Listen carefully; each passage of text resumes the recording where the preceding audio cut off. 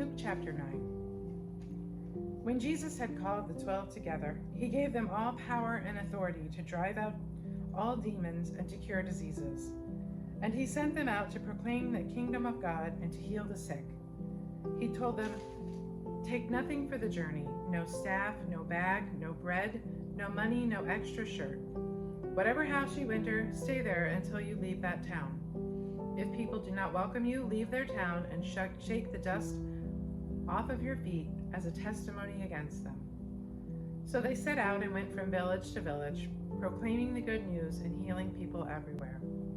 Now Herod the Tetrarch heard about all that was going on, and he was perplexed, because some were saying that John had been raised from the dead, others that Elijah had appeared, and still others that one of the prophets of long ago had come back to life. But Herod said, "I beheaded John. Who then is this I hear such things about?" And he tried to see him. When the apostles returned, they reported to Jesus what they had done. Then he took them with him, and they withdrew by themselves to a town called Bethsaida.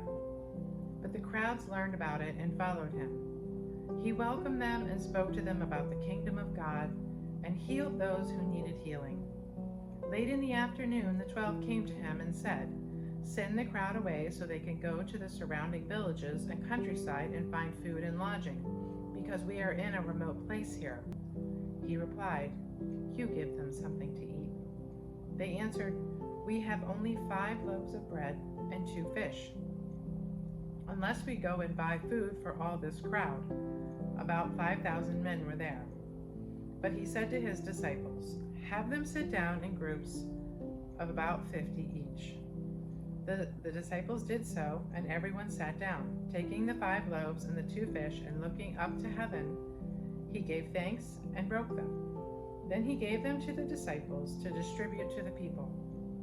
They all ate and were satisfied, and the disciples picked up 12 basketfuls of broken pieces that were left over.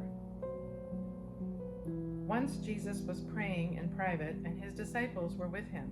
He asked them, "Who do the crowds say I am?"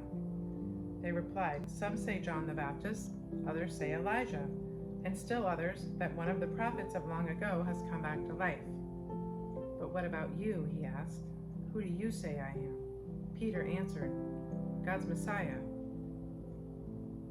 Jesus strictly warned them not to tell this to anyone, and he said, "The Son of Man must suffer many things and be rejected by the elders, the chief priests, and the teachers of the law, and he must be killed, and on the 3rd day be raised to life." Then he said to them all, "Whoever wants to be my disciple must deny themselves and take up their cross daily and follow me.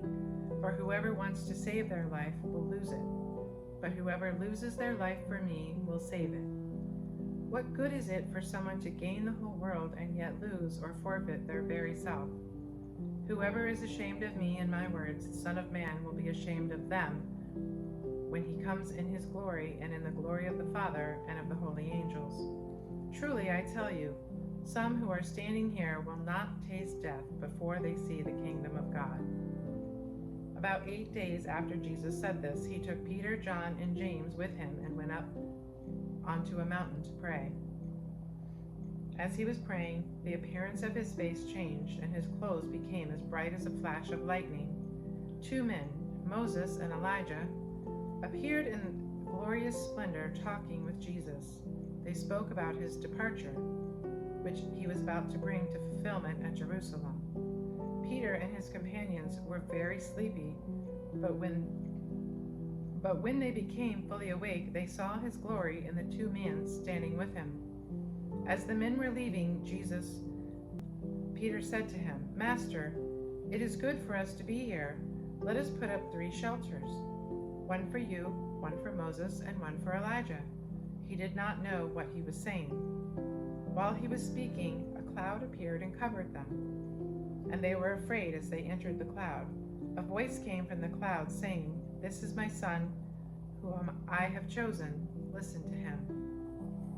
When the voice had spoken, they found that Jesus was alone.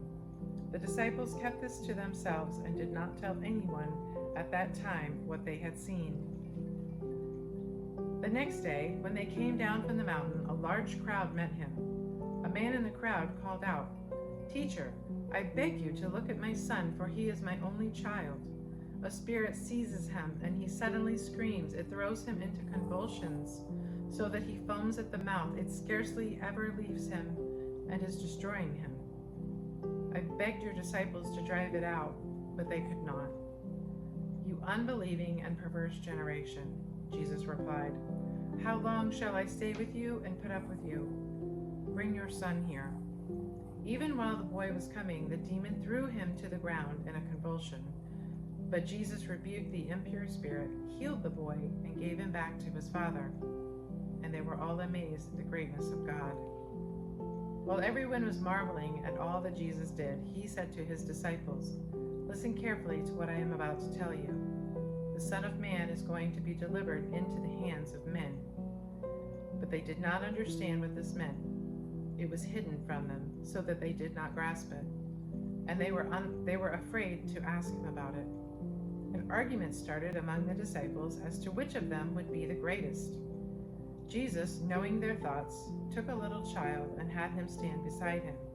And then he said to them, "Whoever welcomes this little child in my name welcomes me.